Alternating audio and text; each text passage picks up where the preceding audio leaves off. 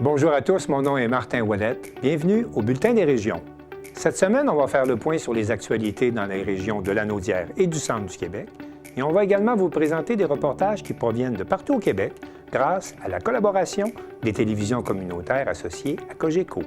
Bonne émission.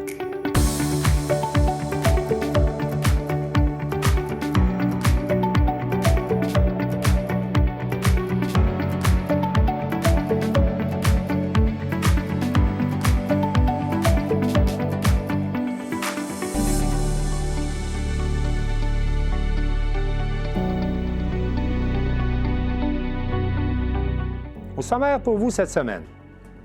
À Montjoly, l'organisme Les Bourgeons de la Métisse vient en aide aux personnes aînées depuis 40 ans. À Cap-Chat, les pompiers disposent maintenant de matériel de sauvetage pour les interventions en milieu isolé. À Joliette, plus de 70 exposants participent au salon 50+.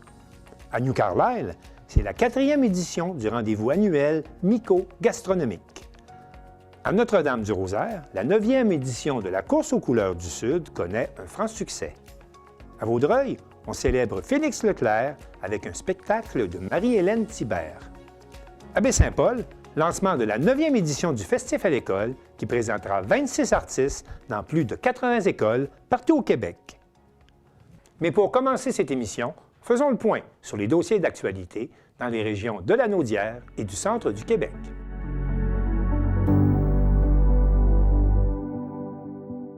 J'accueille maintenant Daniel Yvon de CTRB dans la région de Lanaudière, ainsi que Jacob Kenville qui, lui, est au centre du Québec, plus précisément dans la région de l'Érable. Monsieur, madame, bonjour. Bonjour. Bonjour, Martin. On va commencer tout de suite avec Daniel Yvon. Daniel, l'état des ponceaux sur l'autoroute 40 dans votre région là, sème beaucoup d'inquiétudes. Oui, ça l'a fait encore la manchette nationale hier quand il y a eu une étude qui a prouvé qu'il y avait encore presque 40 ponceaux sur un kilométrage d'environ 10 km entre Lanoraie, Lavaltrie et Berthierville. C'est cet endroit-là, si on se rappelle cet été, au mois d'août, on a eu justement une alerte générale, on pourrait dire une fermeture complète de l'autoroute et ça crée beaucoup de choses. Donc justement, à l'écran, qu'est-ce qu'on vous montre? C'est le trafic qu'on peut avoir à la sortie d'autoroute, mais imaginez-vous que vous avez une autoroute complète fermée parce que c'est le lien entre Montréal et Québec, Trois-Rivières, Québec. La problématique qu'on a beaucoup dans le coin ici, c'est qu'on est comme enclavé entre le tunnel, si on veut dire le tunnel Louis-Hippolyte à Montréal, qui est un lien pour faire de la rive nord à la rive sud, et on parle aussi du pont de Trois-Rivières qui est en réparation, qui est quand il y a un accident, quand c'est fermé, ça fait un autre lien, rive nord, rive sud, qui devient fermé, qui devient non accessible, que les gens se trouvent à prendre l'autoroute 40. S'ils veulent aller à Québec, c'est correct, ils continuent, mais si dans leur objectif est de traverser sur la rive sud, on pourrait dire, sont coincés. Qu'on s'est retrouvé avec justement ce ponceau-là au mois d'août, quand il y a eu l'alerte, quand il y a eu la réparation d'urgence, on a eu la chance de pouvoir aller se promener directement sur le terrain. Là. C'est assez exceptionnel par le ministère des Transports. Mais Daniel, on n'a pas allé voir ça. Oui, dites-moi, Daniel, là, il y a quand même plusieurs ponceaux qui sont à refaire. Est-ce qu'on sait qu'est-ce qui va arriver chez vous dans les prochaines semaines? Bien là, présentement, il y a presque 40 ponceaux qui sont classés E, qui sont à être refaits.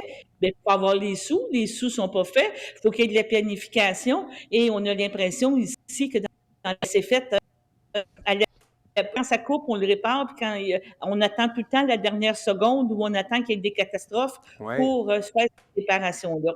Et ça a des incidences parce qu'on parle de l'autoroute 40, mais il y a beaucoup, beaucoup de trafic. Et quand on fait des déviations, on s'en va sur la 138. On a eu justement, on vous a présenté un reportage qu'il y a eu des manifestations pour faire entretenir la route 138. Parce qu'elle est en très mauvais état, il faut le dire aussi. La 138, c'est pas mieux que la 40 chez vous, la 138. Là. C'est ça, la 40, puis c'est non carrossable. Et c'est la route verte, c'est censé être le chemin du roi. Et c'est très dangereux en qualité de route, là. Il y a eu des manifestations au mois de septembre pour ça. Puis ça crée aussi des désagréments au niveau des citoyens. Tu sais, voir passer tu sais, de la circulation, je sais pas dire, presque Oui. 24 heures sur 24, ça crée des embouteillages, ça crée plein de choses que c'est assez, comment qu'on pourrait dire, je dirais pas cacophonique, mais très pratique pour la région, là.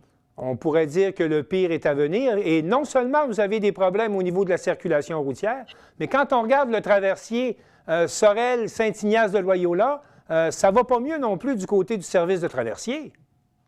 Non, ça va pas mieux. On a eu justement des avis la semaine dernière comme quoi qu'on aurait un bateau au lieu de 2 bateaux. Il faut Oui, expliquer qu'on a des traverses aux demi-heures et là, ils ont décidé de les mettre à l'heure à cause des entretiens mécaniques, en cause des qui prennent un oui, bateau. Nous autres, on est souvent l'enfant pauvre. Par contre, on est l'enfant qui crée le plus de revenus. La traverse est rentable. On sait très bien que c'est une des traverses les plus rentables parce que justement, encore là, c'est un lien entre la rive nord et la rive sud. Et oui, les traversiers, quand ils ont besoin de traversiers pour aller ailleurs, on parle de Tadoussac, tantôt on parlait de l'île aux Coudres, des choses comme ça, oui. bien, ils prennent un bateau de Berthier puis ils l'envoient ailleurs. Donc, ça crée encore là de la congestion. Les gens deviennent frustrés. Les citoyens, ça devient même un enjeu, je vous dirais, politique municipal. Des citoyens qui demeurent sur la route, qu'est-ce qu'on appelle, nous autres, le chemin de la traverse. On voit Oui. justement des photos. Bien, ils ne sont pas capables de sortir des maisons. Parce que l'usager, lui, pense que tu vas venir le couper. Ça crée des frustrations. On a même vu cet été des files d'attente qui allaient jusqu'à des ponts, parce que pour se rendre au traversier, il faut traverser 3 ponts. OK. Et tu n'as pas le droit de t'arrêter sur un pont, c'est illégal, mais il n'y a plus de place. Puis quand tu arrives, tu es résident, je suis résidente de Saint-Ignace, tu veux t'en aller chez vous, je dois couper la file. Il y a des indications à terre là, comme des Oui. quadrillages, mais c'est pas Permettre aux tout le gens de monde qui est prêt à passer. laisser sa place.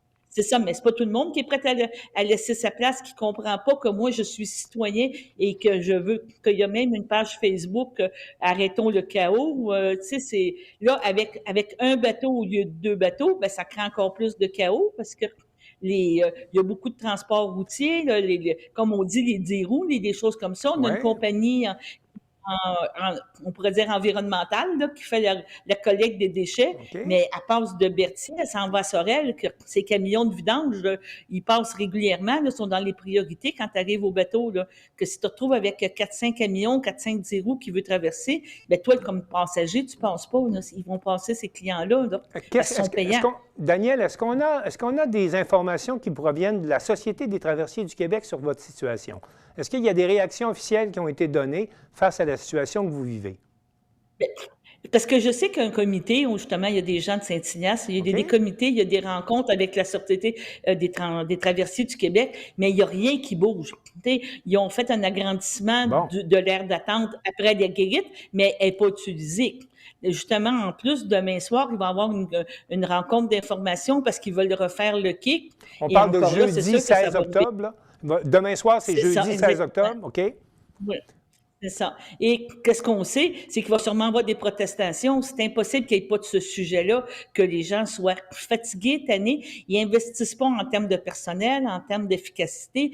C'est vraiment difficile, là. Puis je pense que c'est un dialogue de sourds, là.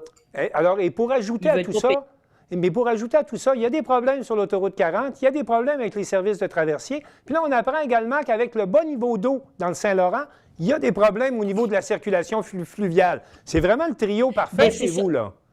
C'est le trio parfait. Oui, c'est ça. Là, on a eu la confirmation hier, mais que j'avais des images que les quais sont à sec. On a eu des apparitions Ben oui. d'îles qu'on ne connaissait pas dans le fleuve. Ça crée beaucoup au niveau de l'érosion des berges parce que les bateaux, ils essayent de penser pareil. Il y a le poids des bateaux quand ils passent sur le fleuve pour pouvoir se rendre à Montréal, se rendre au quai. Là, qu'est-ce qu'on sait? C'est que la Commission des Grands Lacs a autorisé une ouverture des barrages au niveau du lac Ontario. Ça va prendre 2-3 jours, 4 jours avant de se rendre Pour on pourrait monter les dire, au niveaux lac Saint-Pierre. d'eau. Pour monter les niveaux d'eau d'environ un 12 pouces, quand on parle de 23 cm, mettons un 10-12 pouces, ça va être temporaire, c'est sûr que à la longue, ça va s'évacuer dans le lac Saint-Pierre, mais on pense qu'au moins, ça va permettre propriétaires de bateaux, de pontons, de choses, de pouvoir sortir leurs bateaux, là, de pouvoir avoir accès au fleuve pour qu'on puisse arrêter la navigation, on pourrait dire, estivale, là, parce que c'est une grosse problématique. Les bateaux ne peuvent pas être sortis, des choses comme ça, que c'est une mesure d'urgence, une mesure Eh bien, temporaire. La sécheresse qu'on a eue, les quais vont pouvoir être accessibles, les choses vont pouvoir être accessibles, puis on va pouvoir sortir les bateaux pour... souhaitons-le, Daniel, et souhaitons que 1, 2, 3 problèmes qui concernent toute la circulation à différents niveaux, espérant qu'il y aura des solutions. Si vous permettez, on va aller rejoindre Jacob Kenville, qui, lui, est dans la région de l'Érable. Jacob Kenville, bonjour. Bonjour. Jacob, il y a une grosse question par chez vous là, qui concerne la nouvelle usine de l'acéricole, de la coopérative acéricole La Citadelle. De quoi s'agit-il exactement? Oui, effectivement, Martin. En fait, la coopérative acéricole La Citadelle a récemment fait la demande pour pouvoir ouvrir une usine d'embouteillage de leurs produits. Oui. Cependant, il y a énormément de délais administratifs présentement par rapport à ce dossier chaud-là. Donc, ce qui pourrait se produire, en fait, c'est que l'usine s'implante au Nouveau-Brunswick. Ce qu'il faut comprendre, c'est que c'est un dossier, dans le fond, c'est un dossier d'une valeur d'environ 40 millions de dollars. C'est beaucoup d'argent. 40 millions de dollars, c'est énormément d'argent pour une grosse ville, mais encore plus pour une petite ville qui compte seulement 9000 habitants comme Plessisville. Donc, si jamais ça devait arriver, ça serait une énorme perte économique pour la ville de Plessisville. Et comment réagissent les gens de la communauté? Oui, bien, effectivement, c'est sûr que c'est mal reçu par les gens de la communauté présentement parce que, dans le fond, évidemment, là, c'est un dossier qui pourrait faire fleurir le développement économique de Plessisville. Donc, c'est sûr que c'est mal reçu de leur côté pour le moment. Mais est-ce qu'on sait à quel endroit ça bloque exactement? Est-ce que c'est au provincial, c'est au municipal? À quel endroit on peine à obtenir des permis pour aller de l'avant? Bien, justement, présentement, la table des MRC du Centre du Québec va mettre de la pression au gouvernement provincial pour qu'il puisse s'impliquer dans le dossier le plus rapidement possible pour pouvoir essayer de faire déboucher le dossier là, le plus rapidement possible. Parlons maintenant d'un autre dossier. Il y a l'humoriste Philippe Laprise qui s'implique et qui crée une fondation pour lutter contre les troubles du déficit d'attention. Pouvez-vous m'en dire plus long? Ben oui, effectivement, le 3 octobre dernier, vendredi 3 octobre dernier, avait lieu un focus show à la polyvalente. Un focus show. Le nom est bien choisi pour un déficit d'attention quand même. Absolument. Un focus show, en fait, ce que c'est que c'est un regroupement d'humoristes qui vont venir faire justement un spectacle dans une salle, dans une ville. Donc, c'est exactement ce qui s'est produit. En tout, là, on pouvait compter environ 10 humoristes qui sont venus justement faire un spectacle au profit de la Fondation Philippe Laprise, qui, eux, luttent pour les symptômes du TDAH et qui veulent promouvoir, en fait, qui luttent pour les symptômes du TDAH. Et puis, au total, là, c'est 42 000 $ qui ont été ramassés en fonds et qui ont été remis à la Fondation Philippe Laprise. Et fait, en fait, intéressant, là, c'est une entreprise de Plessisville qui était l'organisateur principal, Plessitech. Dites-moi, l'humoriste Philippe Laprise ne se cache pas non plus qu'il souffre de déficit d'attention. Non, effectivement, à de nombreuses reprises, il a fait des sorties médiatiques comme quoi il était atteint de la maladie et que c'était quelque chose qu'il avait appris à vivre avec tout au long de sa vie. Mais c'est vraiment sa manière à lui de pouvoir redonner à la population en créant justement cette fondation-là. Et c'est un gars de chez vous, Philippe Laprise? Oui, c'est du Centre du Québec, exactement. Donc, c'était vraiment important pour lui de pouvoir redonner à la place où il vient. Jacob Kenville, merci. Parlons maintenant un peu des élections municipales, parce que ça s'en vient, c'est le 2 novembre prochain. Et là-dessus, je vais demander à Daniel Yvon. Daniel, ça se présente comment dans l'Anaudière, les élections municipales? Est-ce qu'il y a des points chauds à surveiller? Oui, il y a des points chauds. C'est toujours intéressant de suivre les élections municipales, provinciales et fédérales. Et nous, ici, entre autres à la NORAD, je vais vous parler un petit peu des candidats de la mairie qu'on couvre un petit peu plus. Mais à la mairie de la NORAD, c'est deux équipes complètes qui se présentent une contre l'autre. Okay. Donc, André Villeneuve qui est le maire sortant. Il a été longtemps un député. Il a déjà été maire, il est devenu député provincial et aux dernières élections en 2021, il s'était représenté pour être maire et il avait gagné quand même haut la main. Il se représente avec son équipe, mais une conseillère municipale de son équipe, de son conseil de cette année, se présente à la mairie contre lui. Donc, on se retrouve vraiment avec, je ne vais pas dire 6 contre 6, là, c'est vraiment 6 conseillers, un Une maire. vraie bataille électorale à Lanoraie. Une vraie bataille. Oui, une vraie bataille, c'est ça. Au niveau de Saint-Ignace, ben, c'est un petit peu différent. On a eu notre maire de Saint-Ignace qui était un maire sortant. Donc, il a décidé de ne pas se représenter après presque 38 ans de vie municipale. Donc, c'était quand même assez normal. C'est normal, disons, qu'à un moment donné, tu veux passer la relève. Mais après 38 ans, on le comprend, en tout cas, là. On comprend après 38 ans. Et là, c'est une ancienne, c'est ça. C'est une ancienne conseillère municipale, une conseillère municipale de l'équipe qui était en poste, qui se présente comme maire. C'est la première fois qu'une femme, une jeune femme qui se présente comme mairesse à Saint-Ignace de Loyola, et elle est contre un ancien conseiller dans les années 2010. Donc, c'est peut-être du vent nouveau aussi. À un moment donné, on parle beaucoup des jeunes qui se présentent, de l'implication des jeunes, et ça en et de l'implication des femmes également. On essaie de soutenir ça, oui. C'est directrice présentement de la polyvalente ici de l'école secondaire de la région. Elle était beaucoup impliquée au niveau des loisirs. En tout cas, c'est vraiment une belle candidature. Monsieur Deguise, qui se présente contre elle, est un ancien conseiller des années 2010 là, qui a décidé de faire le saut. Est-ce qu'il y a d'autres luttes à surveiller? Bien, moi, je vous dirais, oui, c'est Saint-Cuthbert qui est un petit peu particulier. Saint-Cuthbert, c'est un petit village de pas près de 2000 habitants. Il y a une contestation encore là au niveau de certains conseillers, mais au niveau du maire, et celui qui se présente contre le maire sortant, Richard Bonibard, M. Gingras, a attendu à 4h28 pour se présenter, pour mettre sa candidature, parce que pour lui, c'était inconcevable qu'il n'y ait pas quelqu'un contre le maire. Donc, c'est une forme de démocratie pour lui. C'est important que les gens qui ne sont pas contents de l'administration puissent avoir une façon de voter pour ou contre qu'est-ce qui s'est passé. Nous, on estime aussi que M. Bellemare est en bonne position. M. Gingras, c'est un nouveau résident de la municipalité.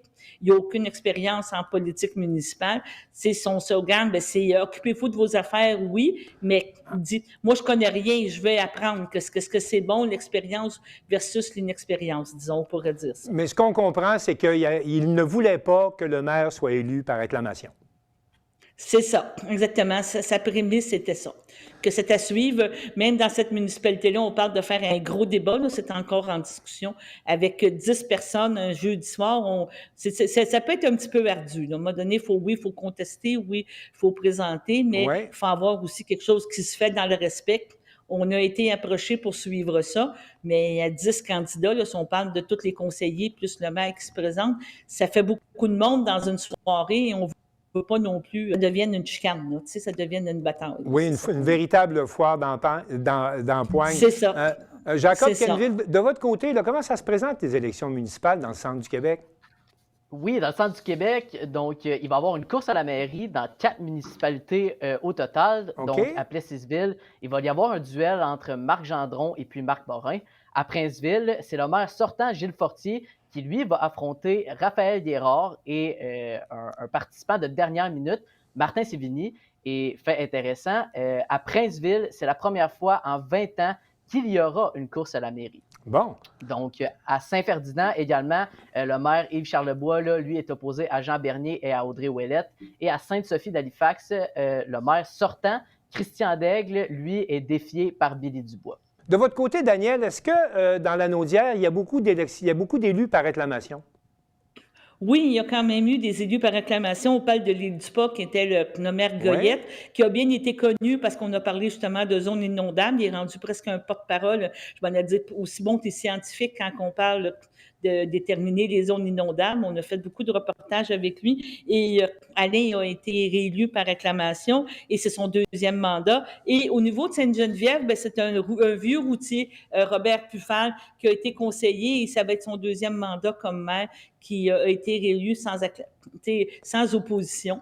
On espère que ça va être par acclamation. Et nous, contrairement, je ne sais pas si dans d'autres endroits, mais au niveau de la MRC, bien, ça sera seulement au mois de novembre qu'on va élire le préfet. Donc, c'est la table des préfets, pas les préfets, mais la table des maires des 15 municipalités qui s'élisent entre eux autres un préfet. Donc, on ne sait pas comment ça peut donner parce qu'il y a quand même d'autres municipalités dans la région. On parle de la Valtrie, qu'on couvre moins parce que c'est moins notre région, mais le préfet venait de la Valtrie, mais il est en élection. Que ça va être lui après, on ne sait pas. À suivre. Et de votre côté, Jacob, ce qu'on retient, c'est 4 élections dans le centre du Québec, puis il y a d'autres villes où on a été élu par acclamation. Exactement. Alors, sur cette tournée de vos actualités et de la situation sur les élections municipales chez vous, je vous dis merci beaucoup et à bientôt. Merci. Bye-bye.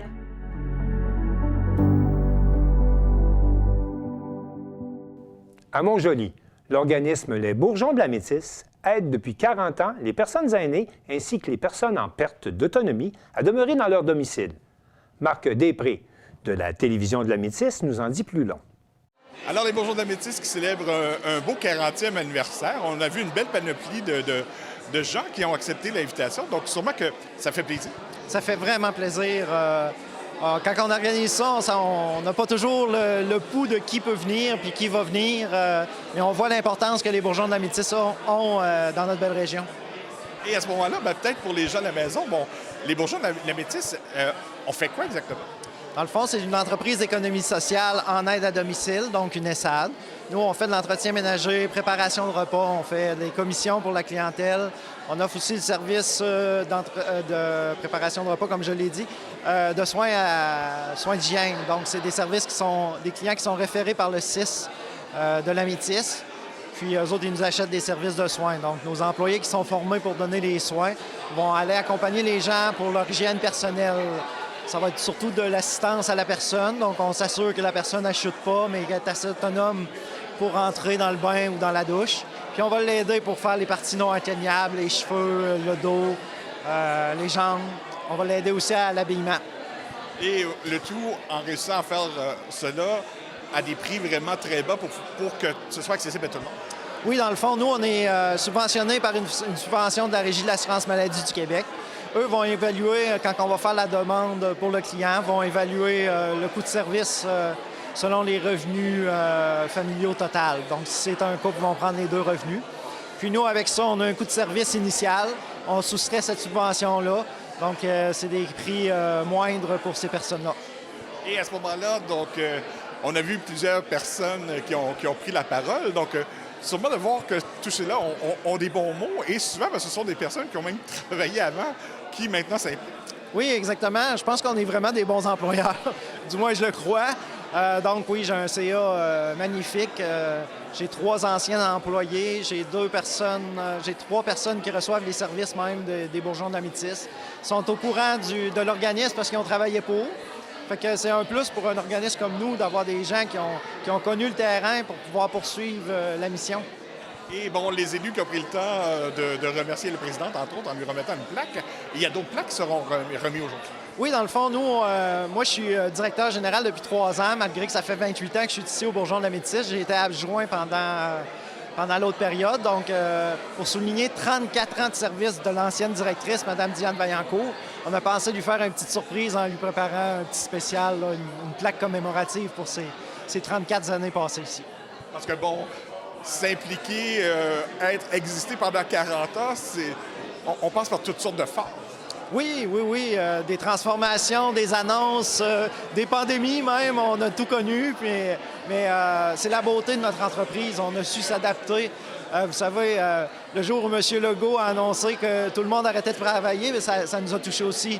Le lundi, on mettait à pied presque tous nos employés. Le lendemain, on devenait essentiel, on les rappelait toutes. Fait qu'on a su s'adapter au cours de ces 40 années-là. C'est sûr que le réseau de corporations des ESAD nous aide beaucoup. C'est une grosse équipe, une grosse machine.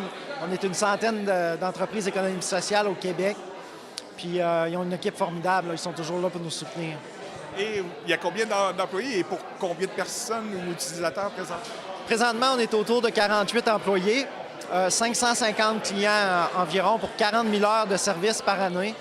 Donc, on a une liste d'attente, malheureusement. J'aurais besoin de 10 employés de plus. ça serait vraiment... Oui, l'invitation est lancée.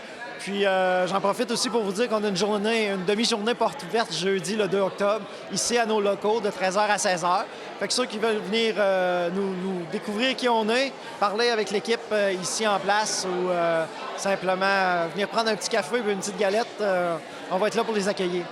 Et qu'est-ce qui démarque les bourgeons de la Métis à ce moment-là?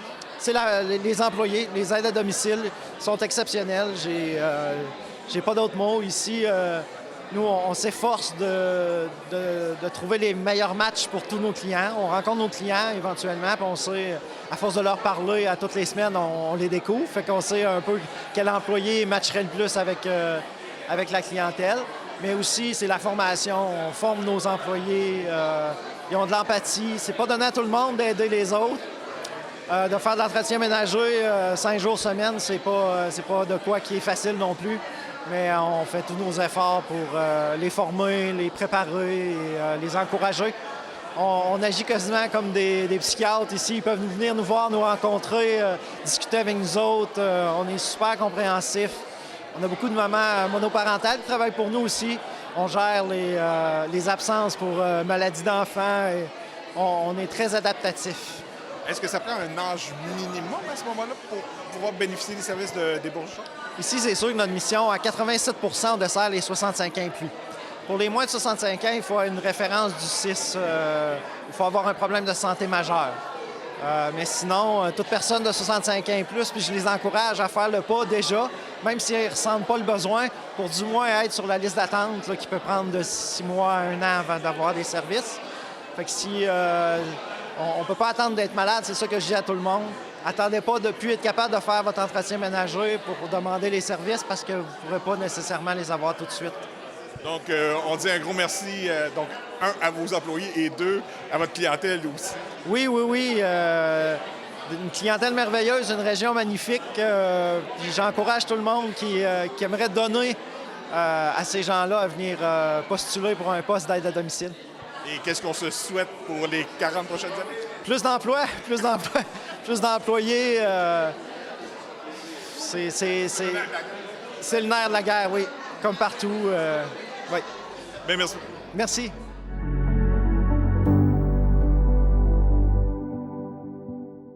À Cap-Chat, les pompiers disposent maintenant d'équipements adaptés pour intervenir dans les milieux isolés. L'équipe de la télévision de la Haute-Gaspésie nous précise de quoi il s'agit. C'est avec une grande fierté et beaucoup d'émotion que je me tiens devant vous aujourd'hui afin de souligner l'inauguration officielle du matériel de sauvetage hors route de notre précieuse caserne 37. Pour nous, c'est une grande étape parce que ce travail-là a débuté il y a 6 ans avec mes collègues Jean-François Cameron et Stéphane Dumont. Donc, c'est 6 ans de travail, d'acharnement pour réussir à amasser des fonds et pour monter un projet afin de mobiliser toute la communauté autour de cet événement. Donc, pour nous, là, c'est la finalité d'un grand projet. Cette acquisition marque une avancée importante dans notre capacité à assurer la sécurité de notre population en toutes circonstances et sur tous les terrains. Cet équipement-là va nous permettre d'aller faire du sauvetage en milieu isolé, donc en arrière-pays ou dans des endroits qui ne sont pas accessibles via les chemins réguliers. Donc, on a choisi qu'est-ce que ça nous prenait, nous, pour nos conditions climatiques puis nos situations d'intervention. Fait que là, on a sélectionné tous les équipements qui étaient adéquats pour pouvoir intervenir là, dans notre région. Bien, on a acheté, premièrement, on a magasiné pour le 4 roues, qui est un 4 roues que l'hiver, on met des chenilles dessus. Fait qu'ensuite de ça, notre remorque là, est équipée pour l'été avec des roues. Mais l'hiver, il y a des skis qui s'installent dessus. Notre motoneige, c'est juste pour l'hiver, mais c'est toujours bon de partir les 2 véhicules ensemble pour avoir un backup.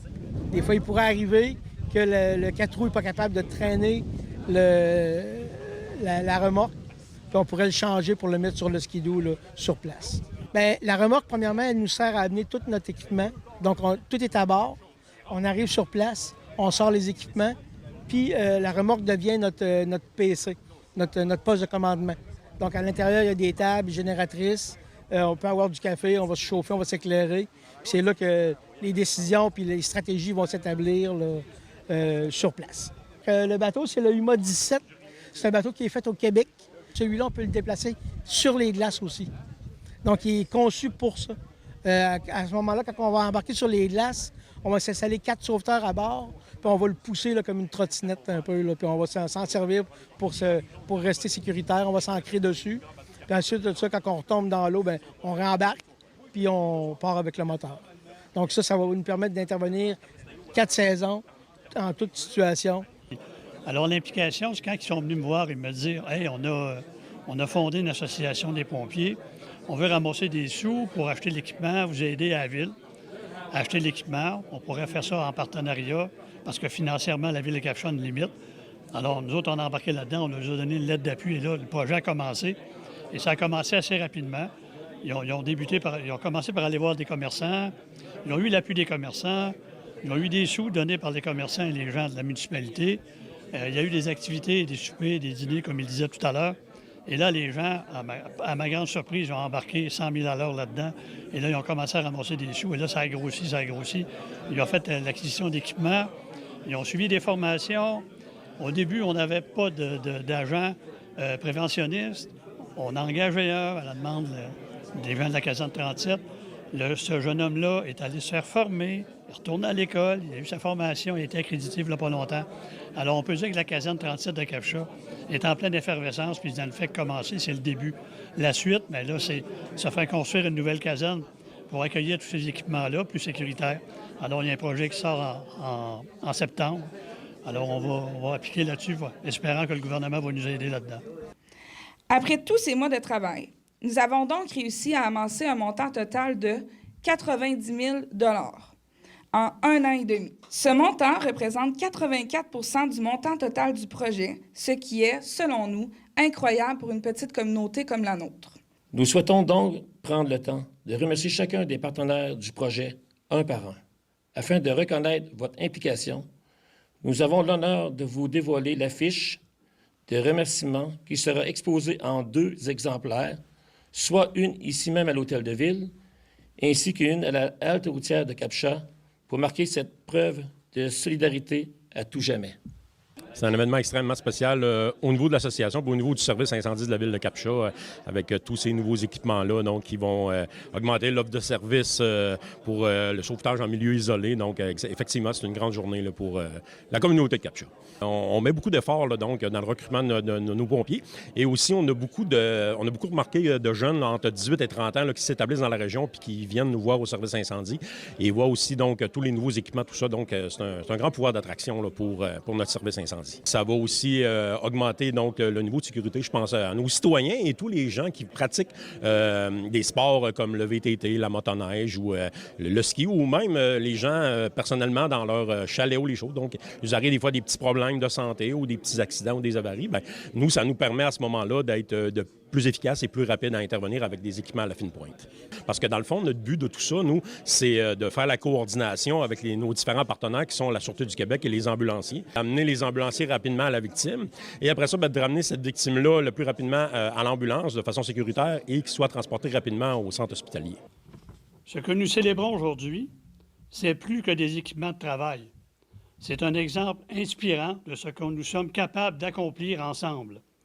À Cap-Chat, nous sommes peut-être une petite municipalité de moins de 2500 habitants, mais notre détermination et notre engagement nous permettent de réaliser de grandes choses.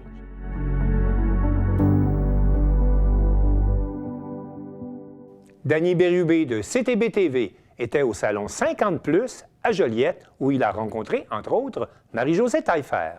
On écoute son reportage.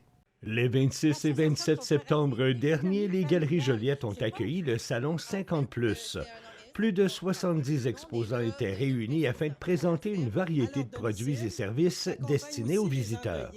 L'événement a également proposé une programmation de conférences animée par des personnalités reconnues, dont le pharmacien Chantal Lacroix, Sébastien Buisson, directeur adjoint des habitations Bordelot, ainsi que Marie-Josée Taillefer. Sur place, nous avons rencontré plusieurs exposants pour en apprendre davantage sur les services offerts à la population. L'Association coopérative d'économie familiale, c'est quoi au juste? En fait, c'est un organisme à but non lucratif. Nous, on est là, il y a 2 principaux services à la CEF. On est là pour tous les Lanaudois, soit pour les aider dans leurs finances personnelles ou encore dans les aider au niveau de la consommation là, de biens et de services. Donc, finances personnelles, Nathalie, tu peux nous expliquer? Les budgets, c'est quoi? Moi, je vois aussi budget, puis les crédits. C'est pas juste. Au niveau de la consultation budgétaire, ce qu'on fait, c'est qu'on reçoit des gens à nos bureaux ou en virtuel pour ceux qui n'arrivent pas à se déplacer. Ce qu'on fait, c'est qu'on fait le tour des finances personnelles de la personne. C'est privé, ça, j'imagine? Absolument. C'est confidentiel. Oui, c'est gratuit et c'est confidentiel, effectivement. Moi, je vois là, les droits de la consommation. J'ai une question là-dessus. Moi, je viens de m'acheter un frigo. Puis là, j'ai des problèmes avec mon frigo. Qu'est-ce que je fais là? Il me dit, ah non, vous êtes plus à garantie. Ah oui, je suis à garantie. Non, je le suis plus. Ah, là, je viens sans connaissance. Qu'est-ce que c'est quoi mes droits? Vous nous appelez. Nous, à la CIF, il n'y a pas d'avocat, sauf qu'on peut vous donner de l'information juridique. Donc, on va vous dire, quand on est face à un problème comme ça, qu'est-ce qu'il y a à faire? C'est quoi les démarches? C'est quoi vos recours? C'est quoi les portes qui sont là devant vous? J'aimerais savoir, c'est quoi, au juste, Albatros? Albatros Lanaudière, c'est un organisme sans but lucratif qui accompagne les personnes en fin de vie à leur domicile, qui accompagne aussi les endeuillés. On offre aussi le répit pour les proches aidants. On va aussi offrir les formations pour devenir bénévole, mais aussi pour un proche aidant ou n'importe qui veut apprivoiser le côté de la fin de vie et le deuil. La formation est gratuite, mais tous nos autres services sont gratuits aussi. Donc, que ce soit le service à domicile pour l'accompagnement fin de vie, on a des bénévoles à l'hôpital de Joliette, au nouveau centre de palliatif. On en a aussi à l'hôpital de Le Gardeur. Et dans beaucoup de CHSLD, on a des bénévoles qui sont là pour accompagner les gens en fin de vie, puis accompagner leur famille aussi. Hey, je suis avec Guillaume de Forêt de la Seconde Vie. On s'est déjà vu, Guillaume. On a fait une émission chez toi. Tu es ici présentement au Salon des 50+. Explique-nous exactement, là, qu'est-ce qui se passe chez vous? Oui, bien, Forêt de la Seconde Vie a évolué depuis la dernière fois qu'on s'est vu. Donc, on est rendu une entreprise de services funéraires éco-responsable complet. Donc, ce qui veut dire, c'est que, bon, du moment d'un décès, d'un défunt, on peut s'occuper de A à Z jusqu'à l'enracinement dans la Forêt de la Seconde Vie. Donc, ça a évolué. Je crois qu'on s'était rencontrés, c'était de son vivant, on se préparait, on plantait notre arbre. Maintenant, bien, même lors d'un événement qui est fatal, hein, on va tout y passer, malheureusement, bien, on offre justement cette alternative-là écologique, de legs générationnel aussi. Donc, 2 ans plus tard, on est rendu à plus de 200 familles arbres, concessions qui sont vendus, qui sont enracinés sur l'ancien terrain de golf. Fait que c'est ça, vous autres, vous êtes à Sainte-Sophie. Et ce que vous faites, les gens se font incinérer, puis vous les mettez en terre, puis vous transplantez un arbre par-dessus, c'est ça? Exactement. Parmi 5 zones forestières, 25 essences d'arbres au choix. Mais oui, on est un service funéraire complet, comme on connaît là, chacun dans son petit coin, dans son patelin, mais on a créé nous-mêmes notre propre service funéraire éco-responsable. J'en ai profité également pour m'entretenir avec l'ambassadrice des réseaux de Clinique Lob, la seule et unique Marie-Josée Taillefer. Marie-Josée Taillefer, bonjour. Bonjour Dany, bonjour tout le monde. Marie-Josée qui est ambassadrice pour le réseau des Cliniques Lob. Oui. Ça fait-tu longtemps que vous êtes ambassadrice? Ça fait 8 ans, mais plus de 8 ans maintenant que je collabore avec le réseau des Cliniques Lob, mais ça fait, je dirais, l'âge de mon fils, 36 ans que je m'implique dans le monde de l'audition de toutes sortes de façons. Mais là, c'est vraiment plus actif parce que je trouve qu'on a besoin de parler de santé auditive. On a besoin d'avoir des soins une accessibilité plus grande aux soins de santé auditive. Donc, c'est un réseau qui regroupe différents professionnels dans le milieu de la santé, de la communication. Alors, c'est pour ça maintenant qu'on collabore ensemble. Et vous donnez des conférences comme ça régulièrement à plusieurs endroits? Oui, des conférences, que ce soit dans des salons, que ce soit dans des résidences auprès des personnes âgées, que ce soit même auprès du monde médical, des médecins qui ont besoin d'être mis à jour avec ces données-là, de toutes sortes d'associations, que ce soit des retraités, que ce soit l'association du diabète, plein de monde, parce qu'on a tous 2 oreilles, donc ça touche tout le monde. Exactement. Mais je vais vous ramener très, très, très loin avec vos enfants. Oui. Comment vous avez pris ça au départ quand on s'est rendu compte que les enfants avaient des problèmes de surdité? Ah, c'était pas une bonne nouvelle. Ça doit pas, Oh mon Dieu, non, ça bouleverse. C'est comme un virement de cap. C'est parce que, dans le fond, c'est ce qui nous fait peur. Tu sais, nous, il n'y en avait pas dans nos familles, donc c'est l'inconnu.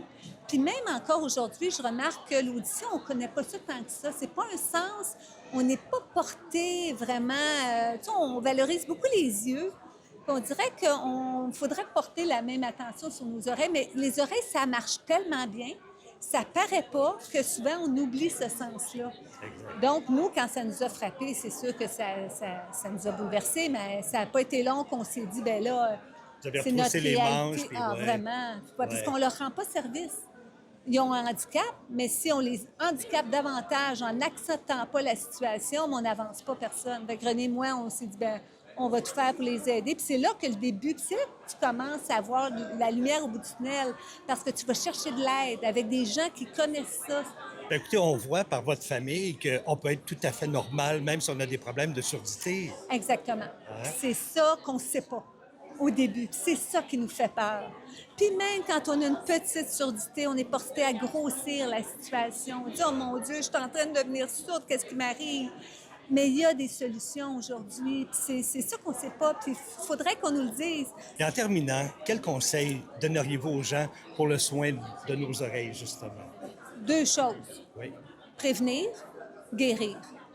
Prévenir, quand il y a des sons forts, on essaie de s'éloigner de ces sons-là. Quand on n'a pas le contrôle, on essaie de protéger nos oreilles. Je pense à une personne qui travaille dans un milieu bruyant, n'a pas le contrôle. Donc, protection, bouchon, coquille. Et si on voit qu'on a commencé à avoir des petits soucis, des interrogations, on va consulter, on va passer des tests. Puis après ça, bien, on est pris en charge puis on est aidé. Écoutez, merci infiniment de nous avoir offert ces quelques minutes-là. Ça m'a fait un grand plaisir.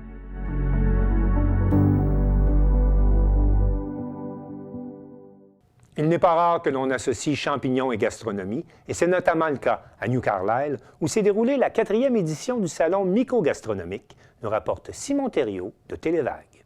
Le 5 octobre dernier, les mycologues amateurs de la Gaspésie se sont donné rendez-vous à New Carlisle pour la 4e édition du rendez-vous annuel mycogastronomique.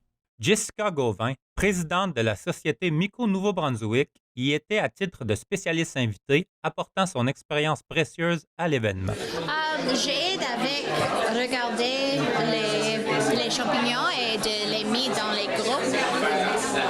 C'est quoi un peu ta spécialité dans... Je spécialise dans les champignons toxiques, les champignons lamelles, les champignons coprins et les amanites. Puis ton groupe au Nouveau-Brunswick, c'est-tu un peu comme le groupe de la mycologie de la baie des Chaleurs ou c'est différent? C'est un peu le même, un peu différent. Moitié de notre groupe sont vraiment intéressés comme ramasser pour faire le DNA analysis comme d'un angle scientifique vraiment, et l'autre demi c'est vraiment pour manger. Alors toi, tu connais pas mal toutes les variétés, la plupart des variétés des champignons? La plupart, pas toutes, il y a vraiment beaucoup, mais plusieurs, oui. Puis aujourd'hui, tu es sorti avec les gens en forêt malgré la pluie, vous êtes allé faire une cueillette? J'ai seulement sorti au bas des arbres, mais tous les gens sortirent dans la forêt. Puis les gens qui sont revenus ici avec leurs champignons, il y a des fiches d'identification, toi tu les aides un peu, tu leur donnes des conseils? Oui, absolument. Puis l'été comme on a eu, qui a vraiment pas eu beaucoup de pluie, est-ce que ça peut influencer sur la pousse des champignons en forêt? Oui, absolument. Les champignons,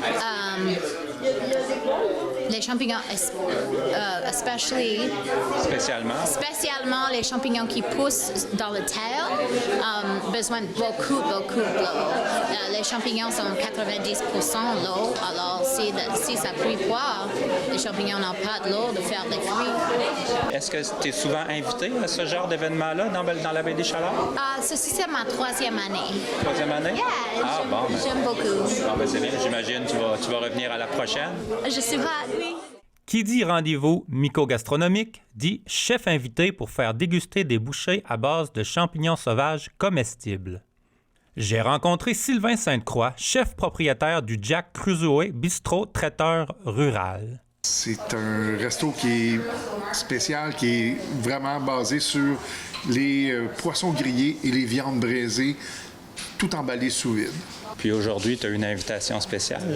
Oui, on m'a approché pour travailler avec des champignons, ce que je travaille rarement dans mon bistrot. Et j'ai fait une béchamel aux champignons, vin et fromage, avec des champignons aussi sautés et tout ça présenté dans une pâte feuilletée. Donc, ça a suscité ma créativité, puis j'ai bien aimé ça. Ça a quand même l'air bon. Puis, est-ce que tu es arrivé de bonne heure ce matin pour préparer ou il y a déjà des petites choses qui ont été préparées avant?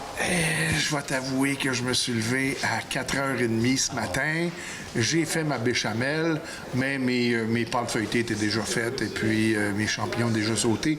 Mais je suis arrivé à 8h. Donc, debout à 4h30 au bistrot pour faire la béchamel et ensuite m'en venir ici. Tu es prêt à attendre les gens pour la dégustation? Oui, mais ça, ils sont partis cueillir des champignons. Puis, regarde, j'ai juste tout chauffe. J'ai juste à mettre une béchamel dans les pâtes feuilletées puis garnir de champignons grillés. Puis, les champignons, est-ce qu'ils sont fournis par le club de mycologie? Oui, super qualité en plus. Ça m'a été livré avant-hier.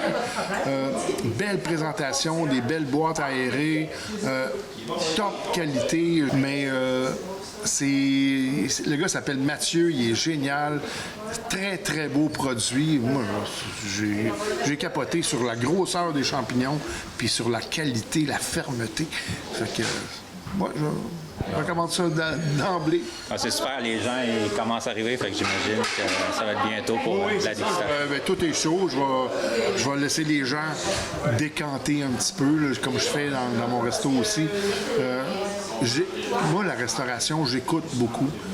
Puis, quand les gens sont en train de débriefer, tu sers à rien. Ils sont en train de se parler et d'échanger.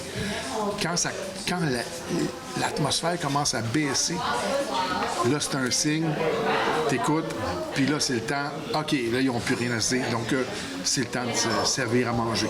Mais ça, c'est la culture de la restauration.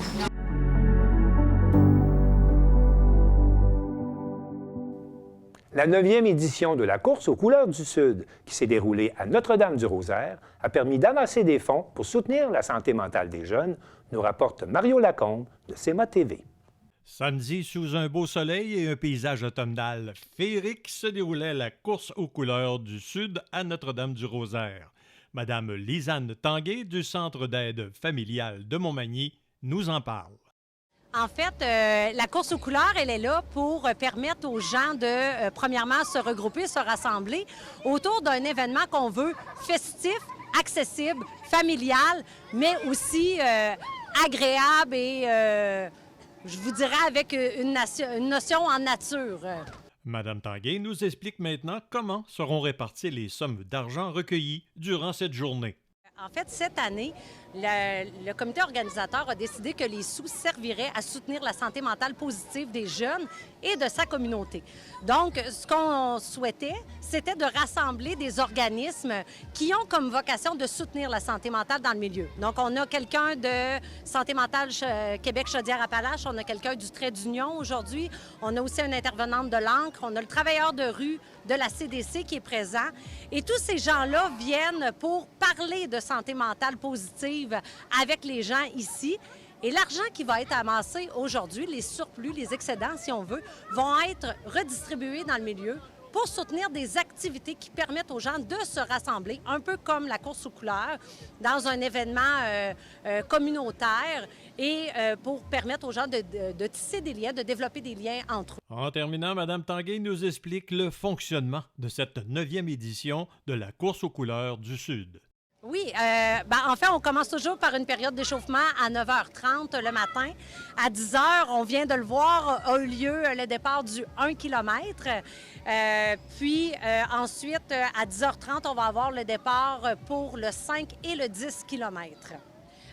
Aujourd'hui, ce qu'on a prévu, en fait, c'est à 10h45, on va faire des Olympiades pour les jeunes parce que le 1 km, c'est davantage les enfants qui vont le faire. Donc, nos enfants reviennent sur le site après. On a les structures gonflables pour les amuser, mais on organise aussi, c'est avec l'aide des élèves de l'École secondaire Saint-Paul, des Olympiades pour les occuper. On a le service de cantine, donc ceux qui veulent rester, manger un hot dog, pain de viande, maïs. Aujourd'hui, les recettes de la vente de hot dog, entre autres, vont aller pour un voyage étudiant de l'école secondaire. Ils s'en vont à Pessamit rencontrer la communauté Innu.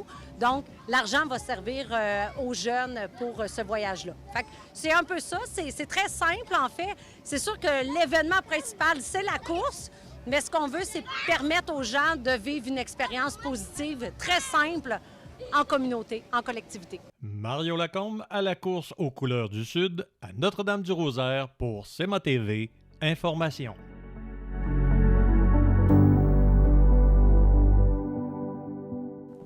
La mémoire du chansonnier Félix Leclerc est soulignée chaque année à Vaudreuil, là où se trouve la maison Félix Leclerc. Et cette année, c'est la chanteuse Marie-Hélène Thibert qui a donné un spectacle en l'honneur de ce pilier de la chanson francophone.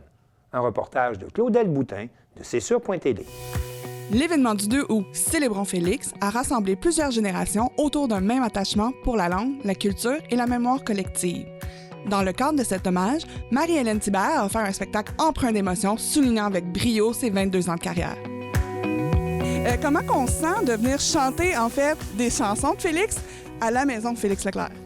Bien, c'est un petit plus, hein, parce que moi, je fais un peu à travers le Québec en ce moment des festivals. Puis quand on m'a dit que je venais chanter juste à côté de la maison de Félix, bien, c'est sûr que pour moi, c'est un beau plus parce que j'ai toujours chanté du Félix. Donc, ça va être juste beau. Et il fait beau en plus, donc...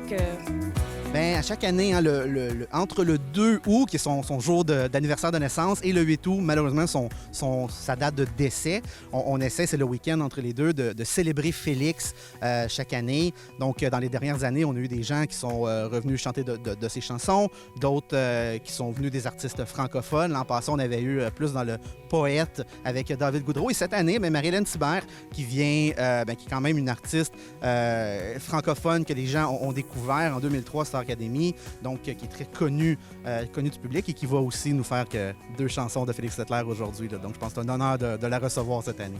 Bien, j'aurais pu en choisir d'autres. J'en ai 2. J'ai Le Tour de l'île de Félix, que je chante depuis mon premier album, parce que je l'ai en disqué, cette chanson-là. Et elle me suit encore beaucoup. On me la demande encore beaucoup. Et Le Petit Bonheur, parce que c'est une chanson que je chante depuis que j'ai 5-6 ans. On partait en vacances là, avec ma cousine, puis on chantait ça dans l'auto. Tu sais, dans le temps, on n'avait pas d'iPad, d'iPhone, tout ça pour nous aider à faire la route. Donc, on chantait, puis on la connaissait par cœur. Donc, je me suis dit, hey, pourquoi pas me faire plaisir avec Le Petit Bonheur? 22 ans de carrière. Est-ce qu'il y a des moments dans cette carrière-là que vous faites, mon Dieu, ça m'est arrivé, cet événement-là ou cet exploit-là? Oui. En fait, je pense au World Best avec Wilfred. J'ai vécu quelque chose de bien gros. C'était un gros concours dans la francophonie. C'était à Cannes qu'on faisait ça, en France. Et puis, ça a été gigantesque. Là. On n'en revenait pas de vivre ça. Selon vous, c'est quoi le lien entre l'héritage artistique que Félix Leclerc nous a laissé et la culture du Québec présentement? Il y a tellement d'artistes aujourd'hui. On dirait qu'il y a eu, là, dans les dernières décennies, plusieurs artistes francophones, mais je trouve qu'aujourd'hui, à partir des années 2000-2010, il y a encore plus d'artistes francophones, des artistes de tous les styles, hein, que ce soit, peu importe, que ce soit du rap ou peu importe, qui va chercher autant des jeunes, des moins jeunes, des plus âgés. Donc, je pense que étant un pionnier, ayant un peu débroussaillé le chemin dans la chanson francophone, que la chanson francophone est importante. Puis sincèrement, je pense que c'est l'ancrage pour conserver notre culture et notre identité. Donc, je pense que c'est son héritage qu'il nous laisse.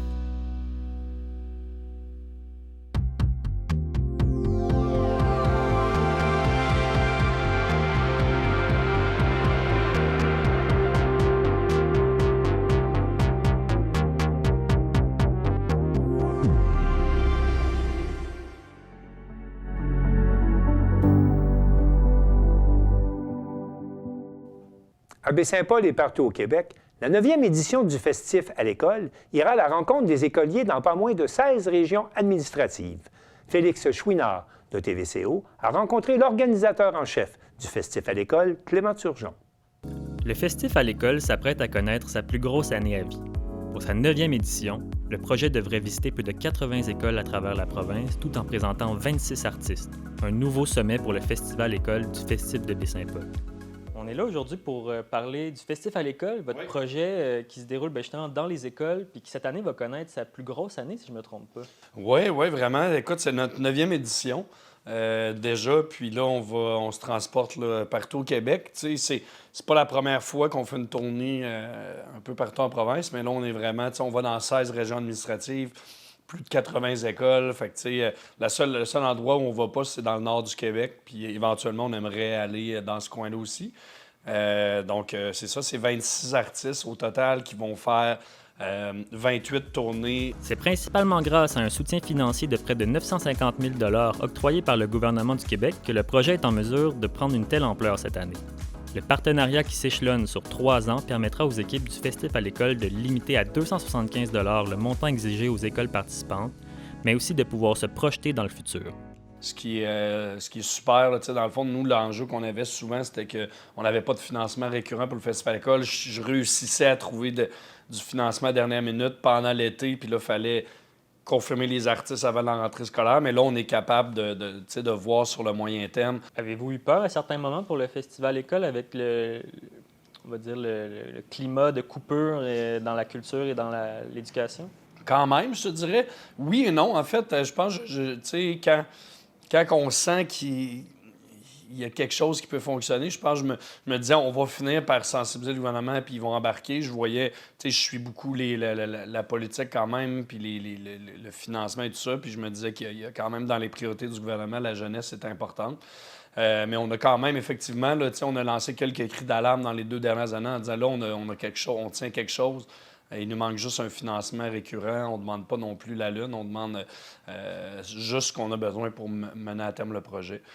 Puis là, je crains plus vraiment. Tu sais, le programme sur 3 ans, souvent, c'est un programme qui, théoriquement, si on fait bien les choses, on va pouvoir se faire renouveler dans 3 ans. Fait qu'on est très content avec ça. Là. Le projet est d'ailleurs très populaire. Pour les 80 écoles qu'ils visiteront cette année, c'est plus de 350 demandes d'inscription à travers la province. Avec ce grand rayonnement, le festival continue de garder une place de choix aux écoles de la région. Il y a toujours eu une place spéciale pour Charlevoix dans vos projets. Ben oui, tout à fait, tu sais, pour Charlevoix, puis évidemment encore plus pour Baie-Saint-Paul, qui est vraiment notre siège social, tu sais, c'est là, puis moi je suis né à Baie-Saint-Paul, puis ça reste la priorité, là, tu sais, puis ça, c'est un projet, tu sais, c'est exceptionnel un peu qu'on aille partout au Québec. Notre objectif, c'est pas non plus de faire d'autres festivals à l'extérieur, là, ça c'est vraiment dans le cadre scolaire, mais sinon, tout le reste, ça se passe à Baie-Saint-Paul. Pour Clément Turgeon, cette place centrale offerte à Baie-Saint-Paul fait partie de l'essence même du Festival École. À la base, là, le Festival École, je voulais retourner à mon école secondaire. J'ai dit, qu'est-ce qu'on pourrait faire avec l'école secondaire? Écoute, on était des petits bums à l'époque. On s'est dit, comment on pourrait se faire pardonner? On va aller faire des spectacles avec les jeunes, puis on va comme redonner à l'école qui nous a vu grandir et tout ça.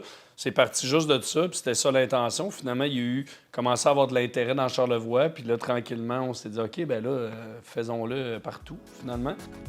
Les tournées sont déjà amorcées depuis le début de l'année scolaire et devraient se continuer jusqu'en juillet. Avec un peu de chance, le partenariat de financement devrait pouvoir se perpétuer pour les années à venir, permettant à cette initiative bien de chez nous de continuer à rayonner à travers la province.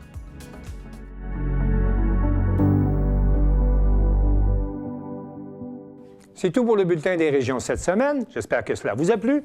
Je remercie toutes les stations de télévision participantes et je vous dis à bientôt.